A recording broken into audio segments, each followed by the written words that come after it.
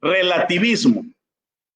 Hay una enfermedad en los niños muy conocida como la osteogénesis imperfecta, o entre los médicos le llaman la OI, osteogénesis imperfecta.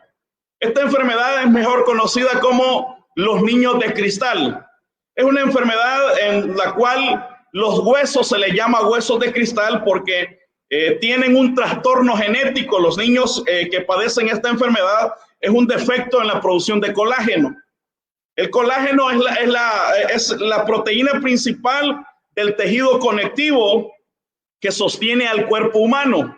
Entonces, cuando nacen con este problema, los niños, quiere decir que tienen huesos débiles. Son tan débiles que increíblemente, con cualquier movimiento malo, lo que hacen es que se les quiebran los huesos. Por eso se les denomina los famosos niños de cristal, porque sus huesos son tan débiles por la falta de ese colágeno. Lo que hace es que sean tendientes a poder quebrarse con cualquier movimiento brusco. Por eso se les denomina los niños de cristal. Esa enfermedad es muy propensa a dañar lógicamente los huesos. Entonces, si el padre no tiene ese cuidado, debe de andar con un cuidado pero extremo, porque una pequeña caidita, como no son niños con un cuerpo normal, con huesos normales, por eso se le llama de cristal, se puede romper el hueso con una pequeña caidita y esto puede dañar y dejar fracturas a estos niños. Entonces su vida, su cuidado no es como un niño normal. Por eso se le llama a los niños de cristal.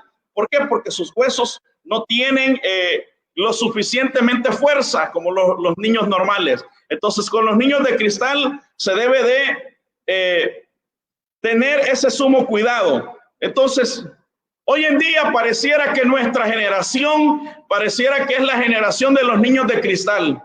Espiritualmente hablando o bajo los fundamentos bíblicos, tenemos muchos en nuestra generación, muchos jóvenes en donde carecen de un fundamento firme de la palabra del Señor, en donde carecen de un fundamento en la palabra, en donde no hay un deseo por alimentarse de la palabra y desarrollar madurez, sino que hoy en día tenemos una generación que es muy propensa a que cualquier corriente del diablo pueda minar su mente y pueda apartarles de la fe. Hoy en día carecemos de una generación firme y pareciera que espiritualmente tenemos niños de cristal. Tenemos niños que son propensos a ser quebrados por las corrientes, por las falsas doctrinas, por las falsas ideologías que están entrando, como entra el cuchillo en la margarina. Tan fácil entra en nuestros jóvenes. Y no estamos hablando solo de los jóvenes que están afuera, sino que dentro de la iglesia tenemos niños de cristal que estas corrientes fácilmente les quiebran. ¿Por qué? Porque no hay una firmeza en la palabra. Y esta tarde yo no he venido a criticar ni a quedar bien con nadie. Esta tarde he venido a compartirte este tema. Y si tú eres líder, si tú eres pastor, quiero agradecerte la oportunidad que me das de poder estar aquí. Porque esta palabra puede ser edificante a nuestras vidas y poder actuar como líderes, como pastores, como personas que se preocupan del crecimiento espiritual de esta generación. Y hay una carga en mi corazón a través de compartir esta palabra. ¿Sabes por qué? Porque si nosotros no alimentamos, no nutrimos a nuestra generación con los fundamentos bíblicos necesarios, nuestra generación hoy en día se convierte como una generación de cristal, que cualquier corriente está quebrando el carácter. Pasamos tiempo invirtiendo en campamentos, en eventos, en situaciones en donde compartimos la palabra, pero todavía falta algo, todavía la tarea no termina. Porque ese es el propósito del ministerio juvenil, madurar a los jóvenes, prepararlos para que sean jóvenes maduros y sirvan dentro de su vida bajo el propósito de Dios. El objetivo no es entretenerlos, el objetivo no es tenerlos mientras pasa algo, mientras me dan el año que me toca a mí liderar, no es ese. No estamos para entretener a esta generación, estamos para fortalecerla y darle las bases sólidas, las bases firmes a través de la palabra y que ellos puedan ser firmes y no cualquier corriente venga y los quiebre. Necesitamos una generación fuerte, una generación firme de nuestros jóvenes que sepan lo que creen, que no se dejen llevar por otras corrientes. Y la única manera aquí no es solo de resistir, sino también de actuar, de hacer algo. no solo de sobrevivencia, sino de tener un propósito en esta existencia, de contribuir al propósito por el cual Dios nos creó, de hacer lo que Dios nos ha mandado hacer. Y hay un deseo en esta generación de hacer las cosas como se debe de hacer. ¿Y cómo se debe? A través de la búsqueda constante de nutrir a nuestra generación con la palabra de Dios. El texto que acabamos de leer, la porción bíblica, habla acerca de los hijos de Eli, de cómo ellos abusaban dentro del tabernáculo. Dentro del templo ellos abusaban de las cosas que deberían de hacer. En el tabernáculo ellos ministraban, o sea, ellos no eran cualquier cosa, eran los hijos del sacerdote. Estaban ahí para poder ministrar, estaban ahí para poder ser de bendición a otros, estaban ahí para poder hablar de la palabra, compartir, conocían la ley. Si eran hijos de sacerdotes, todo hijo de israelita conocía la ley. Estaban ahí para ser de bendición a otros. Pero dice la palabra, el mismo subtítulo dice, el pecado de los hijos de Eli. Y es que ellos en realidad estaban viviendo una vida acorde a lo que ellos decían, no conforme a la palabra. Y en eso consiste el relativismo. El relativismo no es otra cosa más que le dice, la verdad es tuya, tú tienes tu propio concepto. Toda la verdad es relativa. Y depende de cada individuo y de lo que le convenga. O sea que para el relativismo tú tienes razón y yo tengo razón. Tú tienes tus propios derechos y es lo que tú deseas y es lo que yo deseo. Entonces ni yo me meto en tus deseos ni te lo juzgo, ni vos te vas a meter en los míos. El relativismo le da la razón a cualquiera. La palabra de Dios, Jesucristo mismo dijo en Juan en los 7, yo soy el camino, la verdad y la vida. Jesús es la verdad absoluta. Nosotros como hijos de Dios no aceptamos relativismo, no aceptamos que otro tenga la razón. ¿Por qué? Porque Dios sabe, Él es nuestro creador y hay una sola verdad y a esa verdad vamos a creer. No es lo que yo siento, no es lo que tú sientes, es lo que la Biblia dice. Espero me estés entendiendo en esto. El relativismo te dice, la verdad depende de cada individuo y de lo que le convenga. No es lo que a mí me convenga como pastor o como líder, es lo que la palabra de Dios me dice. Y muchos nos ofende la verdad. ¿Sabe por qué nos ofende la verdad? Porque nos hemos acostumbrado a la mentira y eso es lo que ha hecho el relativismo. Cuando nos ofende la verdad es porque estuvimos acostumbrados a la mentira. Y hay algo que debe de entender esta generación y es que debe de conocer la verdad. Y dice Jesucristo, y la verdad os hará libres. La verdad de Cristo, hay una sola verdad y es absoluta y esa verdad es Cristo. Yo no puedo andar diciendo es que yo siento esto, es que yo creo esto. No es lo que yo siento, es lo que la palabra de Dios dice, los absolutos. ¿Por qué? Porque no puedo cuestionar a un Dios que Él me creó. No puede la vasija cuestionar al alfarero, porque depende de lo que el alfarero decida hacer. Y como nosotros conocemos el carácter de Dios dice que Él es un Dios santo.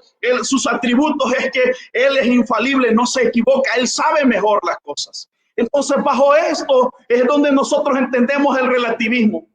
El relativismo te está diciendo todo es relativo. La verdad depende de cada individuo y lo que le convenga. Esto es peligroso, porque no es tu verdad, no es la mía. Si usted ha escuchado eso dentro de los jóvenes en la etapa de bachillerato, de universidad, se dice, no, respétame mi verdad y yo respeto la tuya. Es que aquí no es tu verdad ni la mía. Aquí es Dios, porque Él es Jesucristo, es la verdad. Y Dios no acepta términos medios. Y es muy lamentable porque bajo estos principios del relativismo se deja a criterio de cada quien. Y por eso hoy vemos, y esto está llegando a nuestros jóvenes en nuestras iglesias, en nuestros ministerios, en donde el joven cree que así está bien sirviéndole al Señor. En donde puede vivir una vida en pecado y está normal. ¿Quién logró hacer eso? En vez de que la palabra influya en nuestra generación, está influenciando el relativismo. Cada quien tiene una verdad. Y si por eso tú posteas algo con respecto a este mes del orgullo gay, ¿qué te hacen? ¿Qué te dicen? No juzgues. No, ¿y quién eres tú para defender la mentira? No estamos juzgando, estamos librando de la condenación, estamos atribuyendo, haciendo algo en este tiempo, rescatando a nuestra generación de cristal que sea firme en la palabra, no en liturgia, sino en el conocimiento y en convicciones para mantener su fe. El relativismo, y quiero hablarte de tres tipos de relativismo. Tres tipos de relativismo que están afectando y que los podemos ver. Esto no es algo nuevo. El pecado, los tiempos, la época moderna, en una época de absolutos, en donde muchos están enseñando otras cosas. Debemos de entender que lo absoluto es la verdad de Cristo. Entonces, hoy en día, este relativismo destruye a nuestra generación y está formando generaciones de cristal. ¿Cómo es una generación de cristal? Sensible a todo. Nosotros venimos de la época, se recuerdan del Homo sapiens. El Homo sapiens es aquello, no voy a entrar mucho en detalle en esto, pero el Homo sapiens se hablaba acerca de que el hombre es pensante, el que tiene un razonamiento, que piensa para actuar. Y a uno le decían, los que ya tenemos la edad de los 80, te decían, razoná, pensá antes de hacer algo. Si vas a andar de novia con tal, con fulano, con Toño, pensalo bien si te conviene. Tenés 3 dedos de frente, le decían a uno. O sea, el Homo sapiens, o sea, usted y yo razonamos.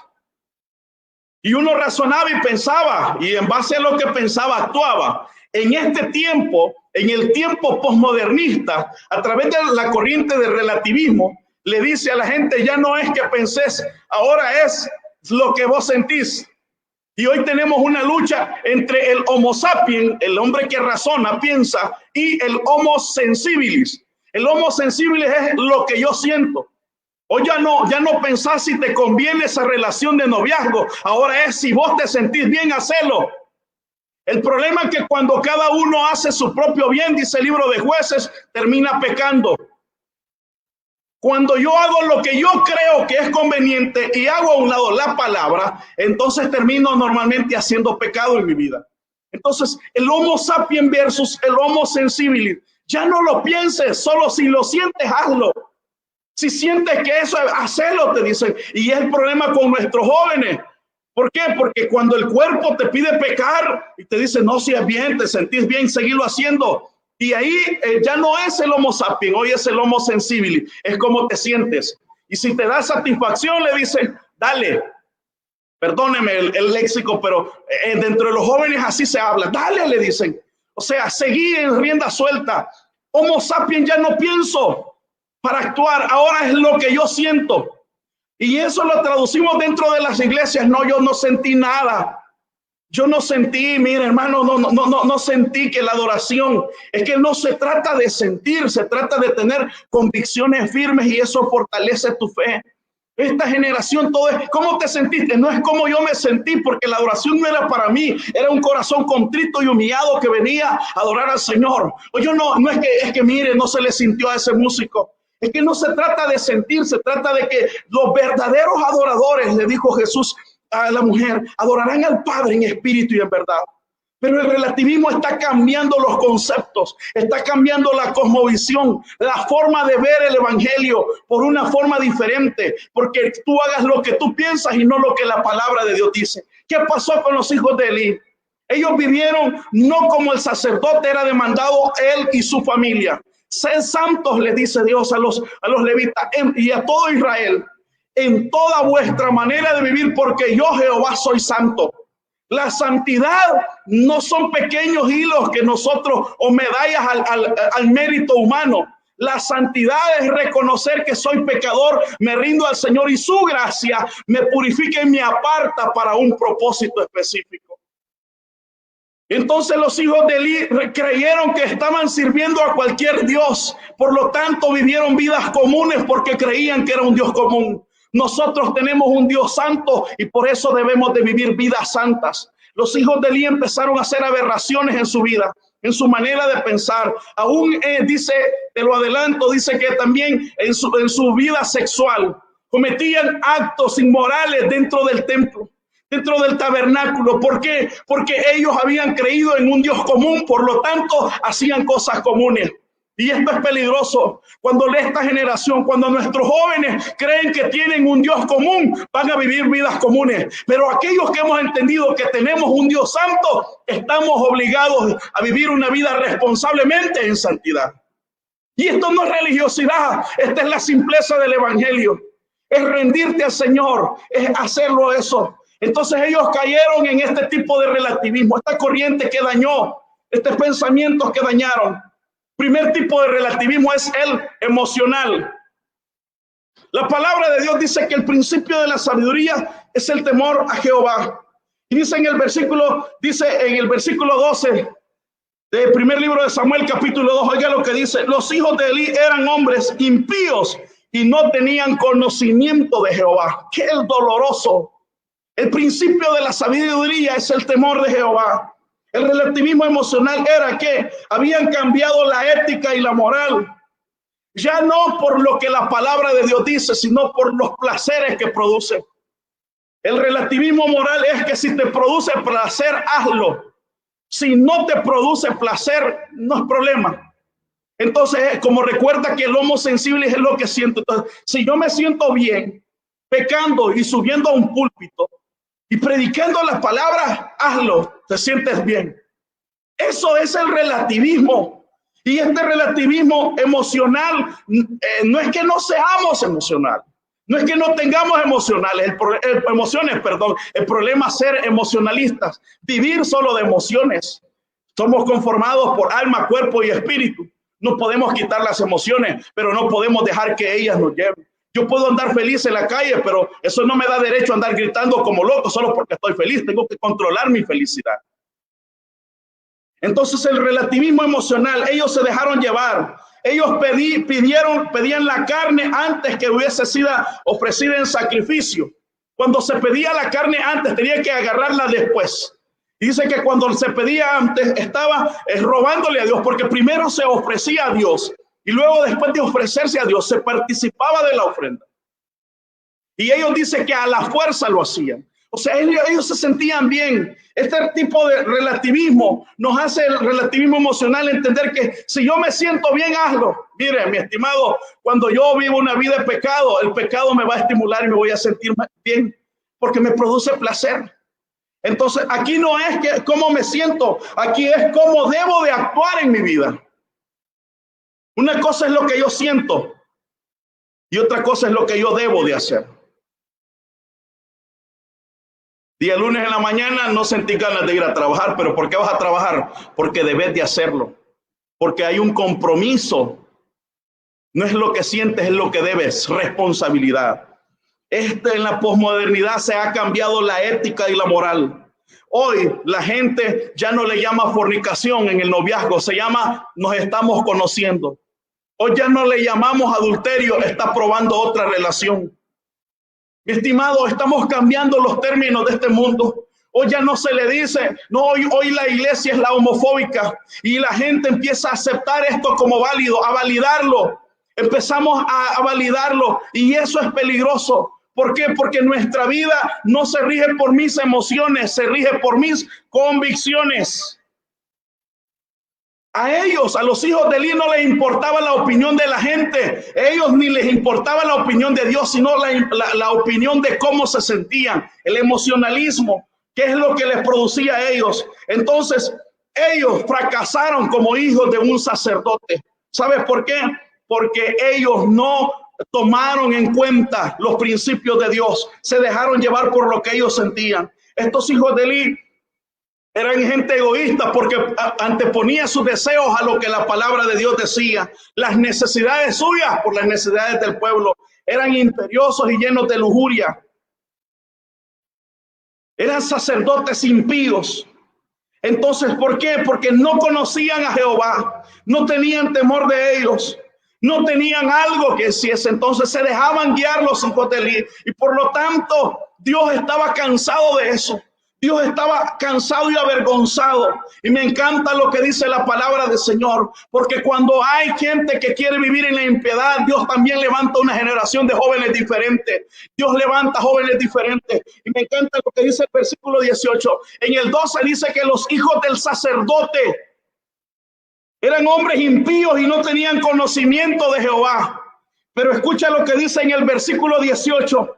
Y el joven Samuel ministraba en la presencia de Jehová vestido de un efod de lino. Mientras aquellos se vestían de ropas de iniquidad, había alguien que no había nacido dentro de una línea sacerdotal directa, sino que había sido alguien, un fruto de una mujer desesperada, de Ana, orando por su hijo.